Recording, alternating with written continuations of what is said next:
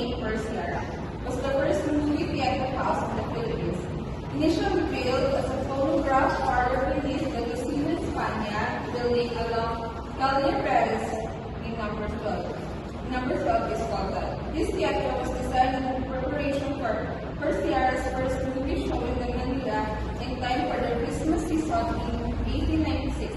However, it was not until January 1897 when the first four movies French were shown. They were silent films with subtitles accompanied by a piano or orchestra. Below, Spanish and Filipino together in a rare taking in 1849 at one of First Sierra's videos on Carriedo. So, the next one is early beginnings, 1897 to 1930. So, may videos punta kami ng ina-present kaso wala. So, regarded as the early beginnings of Philippine cinema, major Philippine productions studios produced as go of artistic and notable films in the 1930s. Some of which have been internationally acclaimed. One of the most notable of these was Manuel Condes in 1930. The first ASEAN film to be screened at the Venice and Cannes Film Festival. At this point, the Philippine film industry averaged about 350 films per year, making the Philippines second in Japan in terms of number of films in production per year in Asia. So the next one is the Golden Age, 1950s to 1960s. Filmmaking through monopolized studio system saw its end during the 60s, as the era gave way to new and independent film production outlets. Along with this promising change came the introduction of new and different film genres for the local audience to explore. Such genres include the Western, musical, actions, and combat, which is the soft porn films. So the next one is the Golden Age era in 1950s to martial law era 1970s to 1980s. So mabaya pictures din is the Golden Age.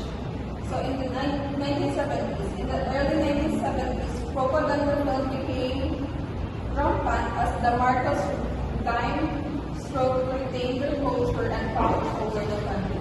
The government created a censorship board that would regulate films and ban those that criticized the administration.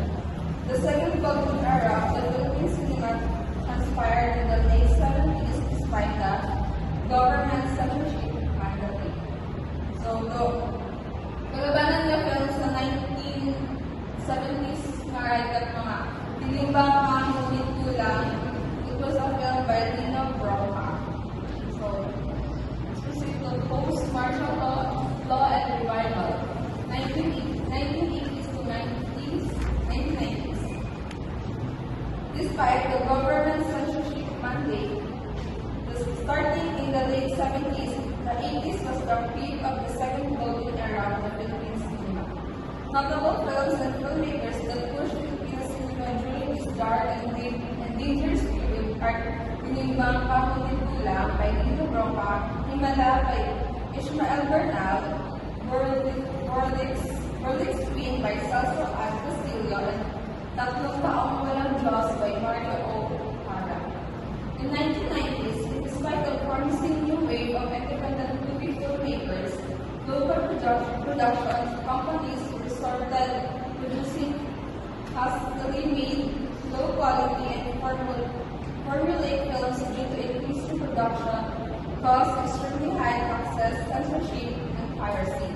Despite this predicament, the film industry flourished and turned about 200 films per year. So the example in post-martial law era revival is na tayo mara-honor ng movie nga may line na walang himala, nasa tao. Basta doon yung line nga rin lang. Yun ito, iconic line ng Nora Honor sa ganung